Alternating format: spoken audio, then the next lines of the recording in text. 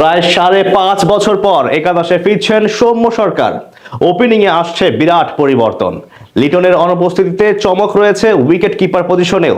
একই সাথে pace bowling ইউনিটে দেখা যাবে নতুন বেশ কিছু নাম।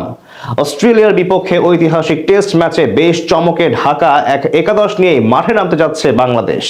নাজমুল হোসেন শান্তর নেতৃত্বে তবে কারা থাকছেন টাইগার একাদশে, সেটা নিয়ে বাকিটা জানবো রিপোর্টে। জল্পনা কল্পনা শেষে চূড়ান্ত হলো অজিদের বিপক্ষে প্রথম টেস্টের স্কোয়াড। শঙ্কা ছিল তারকা ক্রিকেটারদের না পাওয়ার, শেষ পর্যন্ত সেই শঙ্কাটাই সত্যি হলো। ইনজুরির কারণে স্কোয়াডে জায়গা হয়নি নাহিদ রানা, লিটন দাস কিংবা শরীফুল ইসলামের। অজিদের বিপক্ষে তাই নিজেদের সেরা একাদশ মাঠে নামানোর সুযোগ পাচ্ছে না বাংলাদেশ। যদিও এই তিন তারকা না থাকলেও টাইগারদের একাদশে আসতে চলেছে বিরাট চমক। বিশেষ করে ওপেনিং পজিশন ও পেস ইউনিটে থাকছে বেশ কিছু পরিবর্তন। ওপেনিং এ ফিরতে পারেন সৌম্য সরকার। সবশেষ প্রায় 5.5 বছর আগে টাইগারদের হয়ে সাদা জার্সি গায়ে জড়িয়েছিলেন সৌম্য।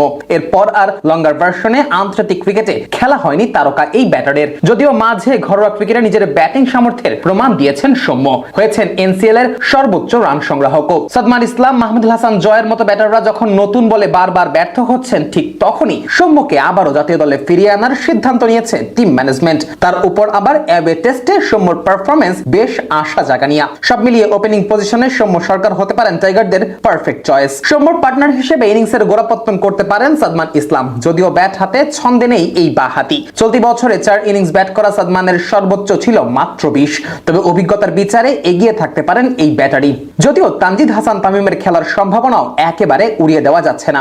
সাহসী সিদ্ধান্ত হিসেবে মিচেল স্টার্ক কিংবা জশ হ্যাজেলহুডের বিপক্ষে নামতে পারেন এই বাঁহাতি ব্যাটার। 3 থেকে 5 এই পজিশনে বাংলাদেশের ব্যাটিং লাইন আপ একেবারে নিশ্চিত করেই বলে দেওয়া যায়। দলের ব্যাটিং ইউনিটের ভিতটাই করে দেবেন এই 3 ব্যাটার। স্বাভাবিকভাবেই তাই 3 পজিশনে থাকবেন দলের সবচেয়ে গুরুত্বপূর্ণ 3 ব্যাটার। 3-এ খেলবেন মুমিনুল হক, 4-এ থাকবেন অধিনায়ক নাজমুল হোসেন শান্ত ও 5-এ থাকবেন মুশফিকুর রহিম। এই 3 ব্যাটারের পারফরমেন্সই বাংলাদেশের ভাগ্য নির্ধারণ করে দিতে পারে। এদিকে লিটন দাসের অনুপস্থিতিতে 6 নম্বরে দেখা যাবে অমিত হাসানকে। উইকেটের পেছনের দায়িত্বটাও সামলাবেন এই অমিতই। ঘরোয়া ক্রিকেটের আনবন্যা বইয়ে দেওয়া অমিত অবশ্য জিম্বাবুয়ের বিপক্ষে অভিষেক ম্যাচে নিজের স্বভাবসুলভ ব্যাটিং করতে পারেননি। তবে অজিদের বিপক্ষে তার উপরই ভরসা করতে হচ্ছে টিম ম্যানেজমেন্টকে।